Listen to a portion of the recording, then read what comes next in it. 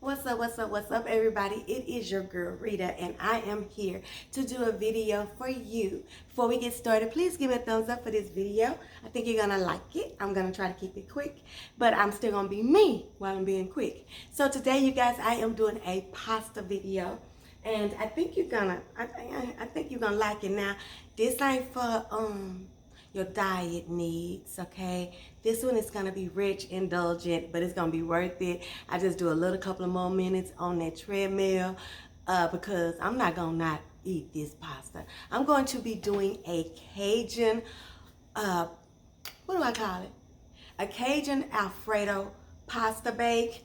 And I think you guys are going to dig it, okay? Don't forget to give me a thumbs up. Don't forget to subscribe to the channel if you're not already subscribed. Thanks to everybody that's subscribed and that hits that notification bell and know when I put these videos out on Monday. You guys make me feel so good when I get over 100 views in that first hour. I just feel like y'all are really subscribed and y'all got y'all's bells notified, you know, got your bells placed. I just be feeling good. That's all I can say. So let's get on down to it, y'all. We're gonna be using two meats. I'm gonna be using some chicken breast and I'm gonna be using some Cajun sausage. My pasta of choice is gonna be rigatoni, and let's just get into it and I'll tell you what I'm doing. Some little things that I do just to make this pasta really good, really delicious and stuff like that, okay?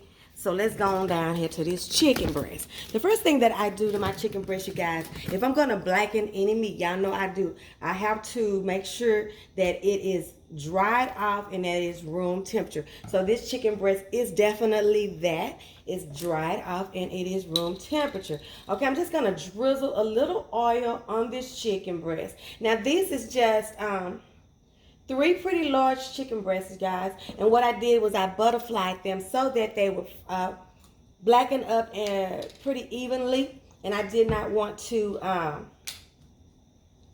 you know, have to cook them too long. Now, some people, when they're doing their chicken breast, this is some liquid smoke. You guys, it's going to give me some of that smoky flavor to my chicken. I'm going to already have that smoky flavor in my sausage because I'm using some andouille sausage, okay? But I want that same smoke in my chicken. You guys, what I'm going to be seasoning my chicken with, I'm going to use some Cajun seasoning by Louisiana, okay? Going to use some Cajun seasoning. I'm going to also use some smoked paprika, okay? Like I said, this is about 3 chicken breasts, you guys, that I filleted and made them thinner so that they would cook up pretty evenly. This is some blackening seasoning, you guys. Now, you can use all the seasonings that I'm using. You can use one of the seasonings, however you want to. What I do, rule of thumb for my seasonings, is about a tablespoon per pound of chicken. This is about 2 to 3 pounds of chicken breast, okay? That's some smoked paprika. And then, you guys, I just have to pop a little salt, okay, on my chicken breast. Now, I have my skillet getting really hot. I want this to get really pretty and blackened. Now, I'm going to go ahead and cook my chicken all the way through on the stove and then slice it and put it into my bake. What you can do is you can start on the stove for your color, okay? And then you can finish it up in the stove because you do have to have your oven on. I mean, finish up in the oven because you do have to have your oven on for this because we're going to be baking this pasta at the end of the day, okay? And what you want to do is just go ahead on and make sure you have sufficient color on there. And what I probably will do is I'll go right back in here and I'm going to season once more, because I want this seasoning to be thick on my chicken, okay? So I'm gonna season once more with all of those seasonings. Another thing, you guys, that I do, I use these seasonings in my pasta water, okay? And I use these seasonings in my sauce.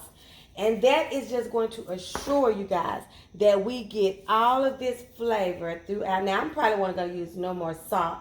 That's enough salt. But you do have to use some salt, you guys, on chicken. It's going to wake up all these other flavors.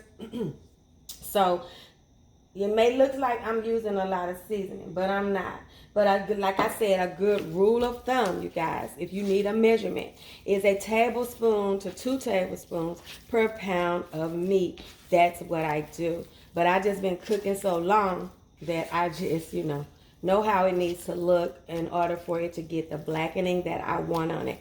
One thing about blackening, you have to get your blackening on the stove because your food will not blacken once it's in the oven, okay? So get whatever that color is you want on the stove. And you can see that these are fairly thin. They're not thick chicken breasts, okay? So I'm going to turn you over to the stove and I'm going to show you just how we start out. I think for the most part, you guys know how to blacken some chicken breast. But I'm just going to show you what I do. Try not to crouch your skillet, and you want to get that sear on that. So let's go to the stove. So as you can see, you guys, I have my stove at a medium high, you guys. It's all smoky. And we're going to start dropping some of these chicken breasts in here. We're going to put them in here away from our face. Okay, we're going to go that way. We're going to put about 3 or 4 of them in here. Like I said, it won't blacken. Another thing that helps it blacken too, you guys, is if your chicken is room temperature. You don't want to be going down in here with no cold chicken and trying to get a sear on there. And your amount of oil. You don't put a bunch of oil in here like you're going to fry some chicken. You want to get that blackening on there, okay? So we're going to do it just like this. I'm going to give me some blackening on here. And I'm going to blacken up all my meat. And I'm going to come back to you guys in just a second, okay? Hold on. See that beautiful meat? We want all of our meat to cook up just like that. And as you can see back there on the pot, I have put this some Cajun seasoning in my pot. I'm going to put my pasta in there. So I'm going to keep on rolling along. And when I need you to see, I bring you back. Okay, so you see my chicken is done. Now I'm going to just go in here with my little sausage, you guys. And you know sausage is pretty much cooked. And we're just going to get this sear on this sausage. Now, we're not going to add anything to the sausage because it's already flavorful. This is andouille sausage, okay, Cajun sausage. And we're just going to cook that. While we're cooking that, you guys, while I'm cooking that, I'm going to go ahead on and I'm going to cut down my pieces of chicken and try to kind of get them in the same sizes as this sausage. Okay, so when you come back, that'll be done. We'll do our vegetables. Pasta will be done. And I'll show you how we do the sauce, okay? Hold your mule, be back. So we got our meat all cut up and chopped up on the same sizes. Okay, so now we're going to take that same pan that we were cooking our meat in. We're going to go right in here with some onions and some mushrooms. Now, you guys, you don't have to put mushrooms. I just love mushrooms in this pasta dish, but you don't have to. If that's not making it Cajun to you, leave them out. Or if you don't like mushrooms, don't use them. That's the thing about these recipes, you guys. I want you to make them the way you and your family is going to like them, okay? So we got some onions. We got some mushrooms. Okay?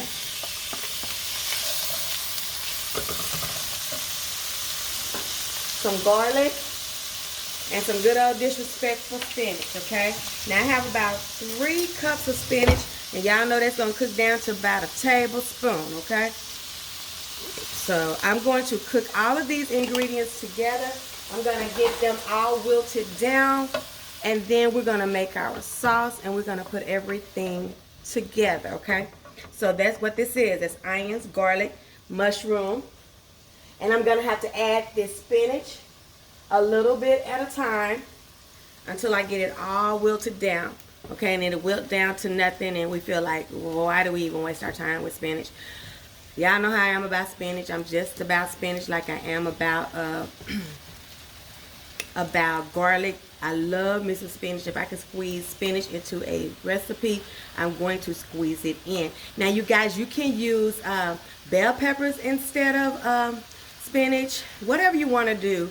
This is another one that's going to be very easy to make your own and change it if you don't want to do something that I'm doing, or if you don't like something that I'm using. This is going to take on the recipe of are the ingredients of your choice that you like, and you're not gonna skip not one beat, okay? So we're gonna whirl all of this down, and then we're gonna work on our sauce, okay? Okay, you guys, so while that spinach whirls down, let's go ahead on and make this sauce right quick. What I have right here is a stick of butter. Now you can do a half a stick if you're just gonna be making like an 8 by 8, but I'm gonna be making like a 9 by 13 or something like that. So I'm gonna be using a bigger casserole dish. I'm gonna go ahead on and put me a tablespoon of flour in here. Okay.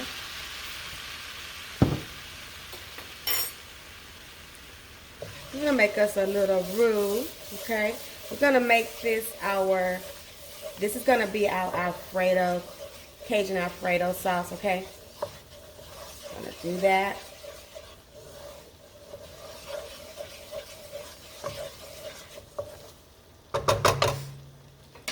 Now we're gonna get us some of that Cajun seasoning, and we're gonna put it down in here. Got 2 tablespoons or so, okay?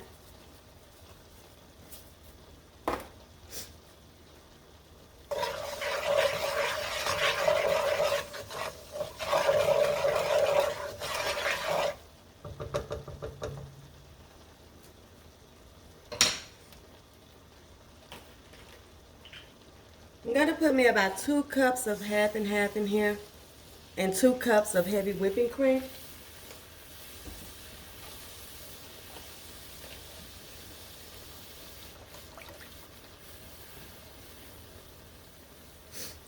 I'm just going to let this sauce get thickened up a little bit. Just let it chill out for a second before we start adding our cheeses to it. Now, you can do all Parmesan cheese if you like shredded Parmesan. I'm going to be doing shredded Parmesan with a little shredded mozzarella and a little shredded white American cheeses. What you want is at least about 2 good cups of cheese to your 4 cups of liquid, okay?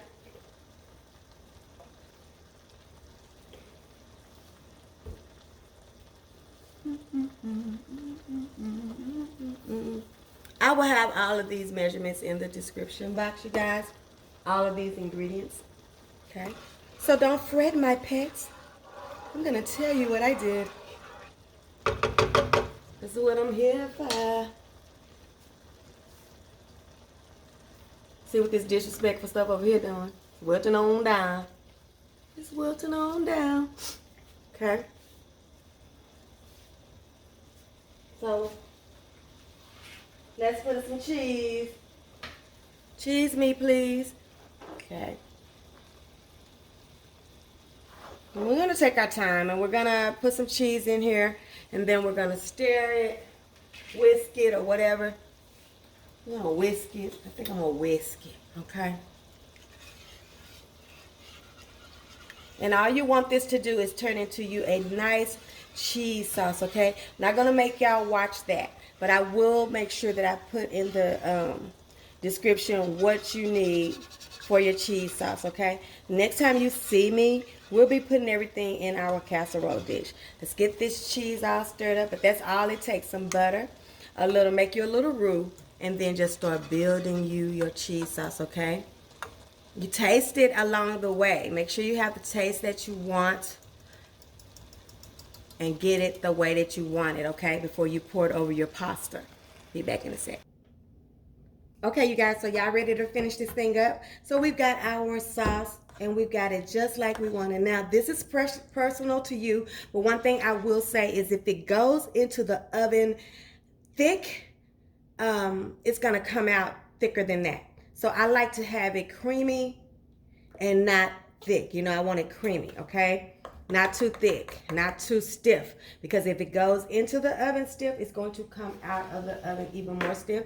So you want it to go in kind of loose, stiffen up while it's in the oven, okay? So I'm gonna add this to my wilted spinach mix with my onions and my mushrooms. This just makes it easier to me to add it to my casserole, okay? I have, like I said, I think I have 11 by 15 casserole dish. That's why I'm using the amounts of things that I'm using. I will tell you what I'm using. This is great for a game, a big crowd, to feed a big crowd or what have you. And I will tell you how much I used for this size casserole dish, and then you can just make your adjustments as you need to. People are not usually cooking as big as I'm cooking, but you know, if you're having company, like I said, for a game, and it freezes well as freezes good as well. So you know, just know that I'm cooking a big casserole dish of this. Okay, so we're gonna stir this and let this. Somebody got mad about something. We're going to move that out our way. So the first thing we're going to do to start this layering process, it's not going to be layering actually, I'm just going to be throwing everything in here, is we're going to put our noodles down. And I have drained them, but I did not rinse them. I want them to have that starch on there because that just holds everything together to me. You know, it makes the sauce stick. It makes the flavors of the meat and everything like that stick. So I don't typically rinse my noodles off, okay? So that's a personal thing as well. If you want to, do it. If you don't, I don't think it makes a hell of a beans of a difference, but I'm sorry, y'all. I went on the other side. I don't want to keep on moving this stuff. Okay, so now we're going to put our cream sauce down in here. Y'all, it's gonna be so good now. Y'all know me in these arms. I'm gonna go, trying to go the best way I can without being all up in y'all's grill. You know I would get all up in there. Okay, don't they look delicious, y'all? Don't tell no lie. Don't try to act like you don't. There's always a hater in the room. And looking like slop. Okay. Good for you, sis. Good for you, bro. Somebody dropped you as a child.